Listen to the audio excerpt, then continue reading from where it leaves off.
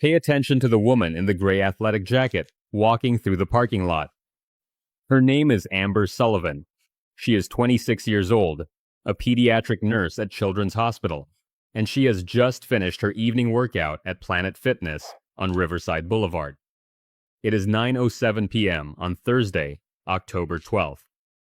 In her gym bag, scrubs for tomorrow's early shift, a water bottle, her phone charger, and a protein shake she never got around to drinking.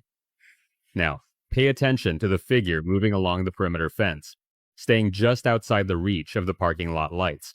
Within 90 minutes, Amber's phone would be found shattered in a dumpster 3 blocks away. This was not a random encounter. It was a calculated attack.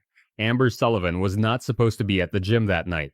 Her usual routine was morning workouts before her 7 o'clock a.m. shift. But she had picked up an extra shift that day covering for a colleague, which meant her workout had to wait until evening. She texted her roommate, Kelly Brennan, at 7:45 p.m. Heading to gym, back by 10. Want anything from the store? Kelly would later tell investigators that message was completely normal. Amber was disciplined about exercise, even when exhausted from a 12-hour shift. She was training for a half marathon scheduled for November.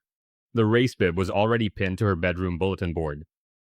At 8:15 p.m., Amber swiped into Planet Fitness. Security footage shows her on the treadmill, then moving to the weight area. She worked out alone, earbuds in, focused. Other gym members would recall seeing her, but having no interaction. At 9:04 p.m., she swiped out. The parking lot cameras captured what happened next. Amber walked to her Honda Civic, parked in the third row from the building.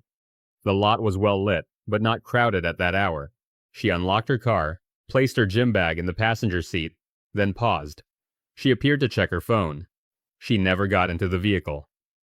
At 9:06 p.m., Amber began walking toward the rear of the parking lot, away from her car, toward the alley that ran behind the strip mall.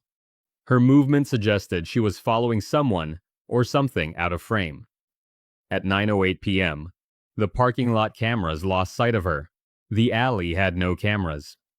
Kelly Brennan was not worried when Amber had not returned by 10 o'clock p.m. Her roommate often stopped for groceries or gas after the gym. But by 10:45 p.m., with no response to multiple texts and calls going straight to voicemail, Kelly began to panic.